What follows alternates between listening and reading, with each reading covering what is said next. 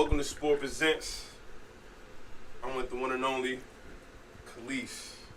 Matter of fact, I'm not even going to finish his name. I want him to present himself, you know what I'm saying, and so you guys can get a clear understanding of who he is. How y'all doing? I'm Khalis Garrett-Bey. I'm actually a real estate agent. Go to Norfolk State University in my senior year, studying business and entrepreneurship. And I'm really just trying to branch out and network as much as possible to all of my people around my age. And even if you're not into real estate, I kind of want everybody to just think about real estate a little bit, because there's a lot of opportunities that comes with real estate. Just as far as building wealth for you and your family is very important, as far as your future and different goals that you want to progress to be better in your life. But yeah, that's pretty much it. It's fire, man. It's fire, bro. You're 21 years old, man. That's crazy. Already got your license in real estate. Also a founder of your own company as well. What sparked the interest in real estate at such a young age? So really, at a young age, I've always been kind of forced, but it's a good thing, like discipline, to make sure I always work hard. I grew up in a hard-working family. Like my father and my mother always worked very hard, extremely hard, to make sure that we had everything that they didn't have as kids. And I just wanted to make sure that I take on and carry on their legacy. So my first introduction into real estate was really from my parents as well, because all of our properties since I was born in Maryland, we still own those properties outright, and we use them as rental income properties till this day.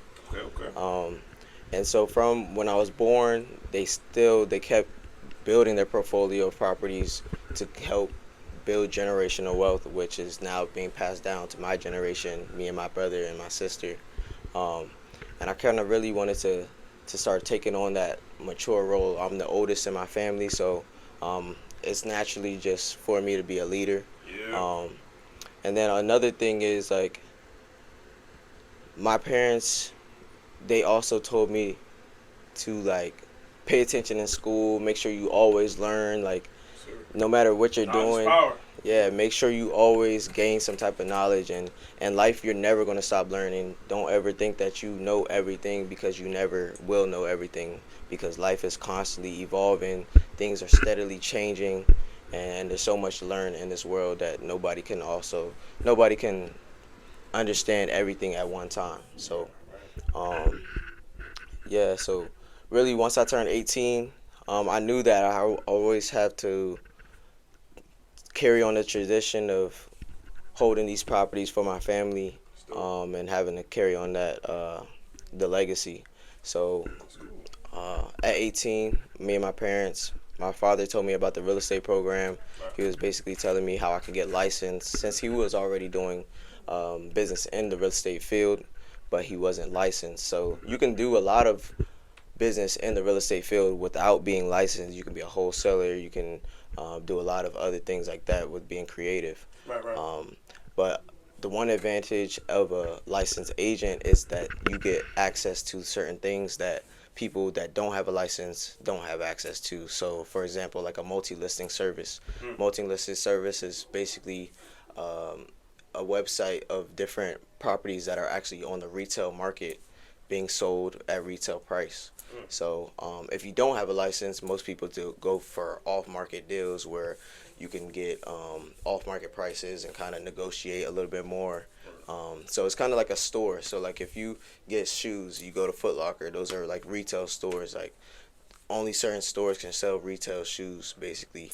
Okay. I have a question. Yep. So that process of getting a license, is it strenuous, or So the process of getting the license, it's more of a discipline thing. So it's kind of like going to the gym or doing something. Like if you set a goal for yourself, it shouldn't be that hard for me personally looking at it. But it's definitely a challenge, being that you have to learn a lot of new vocabulary. The vocabulary is a big thing, because if you don't know how to articulate or what certain words mean, you'll be totally lost in the field. Okay. There are ways around it, just like anything else, but it's definitely more useful to know exactly what you're talking about when it comes down to certain verbiage and vocabulary words that you use in this field. Another thing is the relationship aspects of things. So basically, like, what would a broker be to a selling agent, or what's the selling agent? It's different, like legalities and complications between relationships that become very kind of intricate for the class. Okay, I was about to ask you too. Like, were there any mentors or moments in your life that made you realize, like, well, in general, like, was there any mentors, in your life that made an impact? You know what I'm saying? Yeah. So mainly my father. Okay. He's been a huge impact. Mainly because a lot of our own people don't have the luxury to grow up with a father that is as caring and respectful and as mentoring as he was.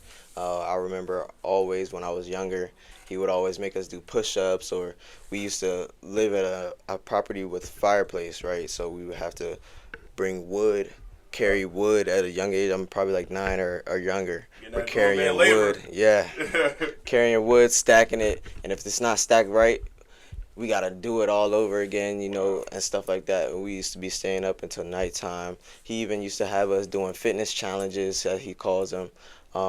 And mind you, we're in elementary school. Me, my brother, my younger brother is actually blind. So, but he's very active though. He's a state champion and stuff like that. We were on the news for wrestling and stuff like that. But I remember that every week we would have to do this fitness challenge where it's like about 50 push-ups and 50 sit-ups, and he made sure that we was on that regimen every week, and if we didn't do it, we were getting some type of disciplinary action. And that really right there is the foundation of everything that I do today. So when I'm setting goals for myself, even though if I don't feel like I should be doing it, it's like something that it's pretty much necessary for your foundation of what you're trying to do once you elevate yourself, right? So that's hard. But yeah, so I really think about that all the time. Like, he really had us doing stuff that we really hated. Like, I used to hate that, having to work out. I just wanted to play my game all day. Yeah, bro, that's good though, cause like, it taught you, it give you character. Right. You know what I'm saying? It taught you how it shaped you as a man. Right. And then you basically can use these attributes that you learned as a kid into, you already been doing that into your path that you're currently going on right now. Yeah, so for sure. You got to give respect to that. I'm gonna digress this segment with this last question. You seem like a very well-rounded individual that's attention to detail. How has studying business and entrepreneurship shaped your approach to real estate and leadership? So my degree really has shaped my whole future career that I'm trying to go into. So when I first started Norfolk State, I didn't really know what I wanted to do, but I know that business is pretty much the root to everything in life. Right. Business is always going to be there. Somebody always has to carry out some type of business in any type of field. So as I'm learning business, it really kind of helped me to have a entrepreneur mindset, and it also gave me some insight on things that when I took my real estate class, I already had some prior knowledge based on the classes that I already took from freshman and sophomore year.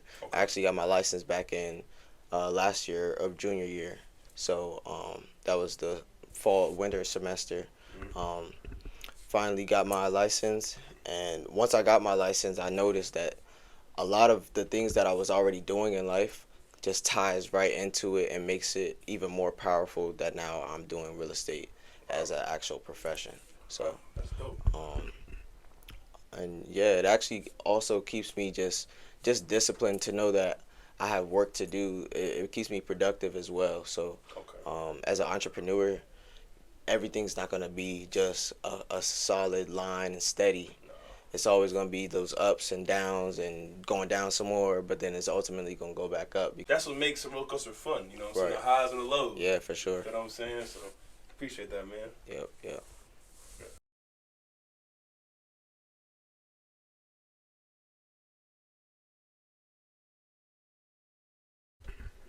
All right, so this is segment 2. We're going to be highlighting real estate insights for young adults. What are some ways young people in their 20s, just coming up, can start investing in real estate. And obviously, your 20s is like, we're growing, and we don't have everything down packed. Right. So if they don't have a lot of money saved, how can they still get into the scene? Right. So if not a lot of money saved, I say start with small little credits. That way you can start building your credit. Okay. Get maybe a small credit card and use it for your gas or groceries. Some little small expenses that you can pay back. Right. As long as you have a steady job to pay for your financial stuff. Other than that, you can also look into a wholesale route. If you want to be a wholesaler, kind of looking into properties, running the numbers. Those are all free things. You can look at tax records. Those are all public documents that people actually look up and kind of find deals. You can even go on Zillow for sale by owners and kind of get them to kind of think of other ways of creative financing. That way you can secure a contract and then go and sell that contract for a little bit more, and you take the profit from that contract. Okay. And that way they can go, and once they do that, then they'll have some capital built up from there. Yeah. And then you can kind of look at other options. But mainly just get your credit up to about a 620, because that's most of a lot of loans you can get a lot of good loans for with a 620 credit score as well. Cool. So. Okay, yeah, all right. 620 is fair. I mean, Right. it can start your journey. Right, Okay. yeah. All right, cool. I remember, we had a conversation yesterday, and you bring up the topic of house hacking. Right. Can you please expand on that just a little bit? Right, so house hacking is literally one of my favorite ways to invest into real estate. So basically, my personal strategy is to get a multi-unit, right around 4 units.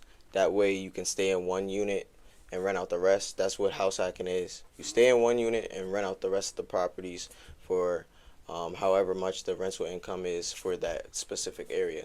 Okay. Now, when you're running the numbers, you have to run the numbers on every single transaction or property that you're trying to close on, right? So, because if you don't, you'll miss a lot of key things, and you'll be ending up upside down with your financials, right? So, going into it, I recommend a multi-unit mainly because it's 4 units. You could do a duplex, but then you would have to live in one and then charge the other person the whole monthly mortgage that you would have to pay. Okay.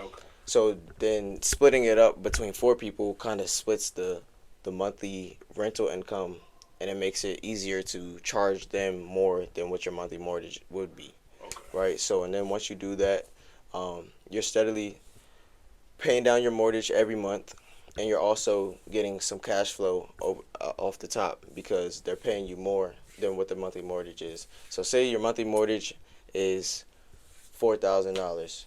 You make everybody pay about $1,500 for the rentals and those other 3 units, and that's $1,500 times 3 is $4,500, right? So, then since the monthly mortgage is only $4,000, right? You would take that $500 off the top, and that's your cash flow. And then you're also building equity, which is because you own that property and your mortgage is getting paid down as well. So you're steadily decreasing your debt in the property as well. And that's every month. You're going to get $500 and you're paying down your mortgage. And by probably like the 2nd or 3rd year, you're done with that mortgage, and now you're completely debt free from that property, right? Wow, so you're steadily creating cash flow and more income every year. And mind you, properties always appreciate, they never depreciate, right? So every year your rental income is automatically going to increase by at least some type of margin, at least by 0.1%, because it has to go up due to the market and things steadily appreciating within real estate. Right. That's dope, bro. That's dope. I ain't gonna lie. Blew my mind when I first heard it. I'm like, you can literally just be chilling, you feel me? All right, my tenant over there, okay, he's good, he's handled. All right, boom. And then, I can get to a point where, okay, if I wanted to move somewhere else and then do the same thing all over again, you know what I'm saying? Still have my tenants in these houses as well, just expand from there. So right, and you're steadily still gaining the equity and the cash flow in that same property. Yeah. And also, I believe it's if you stay or you own a property for more than 10 years, you don't have to pay capital gains tax on it. And capital gains tax is any type of tax that you have to pay on assets or equitable assets that you have, right? So if you have like stocks or anything, you have to pay capital gains tax on those. I believe there's not really many ways to work around the capital gains tax when you sell stocks and other things like that. But when it comes to real estate, there's a lot of different creative ways that you can get to avoid things like the capital gains tax. But it's better to own property. That's what I'm trying to really preach is ownership. And then that way you can make monthly rental income. And it could definitely be totally passive. You don't even have to see the property. You can get property managers to manage a property. It just all depends on your budget when you first strategize on how to get that property, right? So, yeah, that's really it. That's hard, bro. I appreciate that game, man, for real. You also talked a lot about FHA loans and credit. Right. If you would like to expand on that, not too much because I do want to digress a little bit, but for the most part, just expand more like on the FHA loans and credit as well. So a FHA loan is a first-time home buyer's loan, right? It's only for first-time home buyers, right? And it's more of a loan for a person that's really just trying to get into their first home, not really more of an investment type of loan. I see. But yeah, you can still use it as an investment loan, but they mostly want it to be as a primary residence for a single family. But now, if you want to do a multi-unit, you can definitely do a multi-unit with a first-time home buyer's loan. You would just have to stay there as your primary residence. Oh, okay. As an investment, if it's considered an investment, you won't be staying there a lot of the time, unless you are house hacking, but that's not really a technical investment type of route kind of thing. So okay. Is there any advice you want to give to someone that's watching today, torn between becoming a real estate agent versus a real estate investor?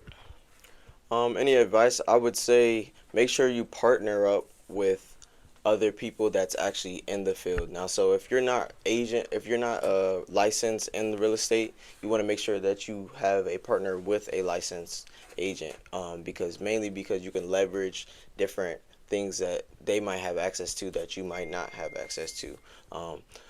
Collaboration over competition is probably the most important thing when it comes to business, because there's a lot of money to be made, so there's no reason for people to be greedy and not trying to help the other person.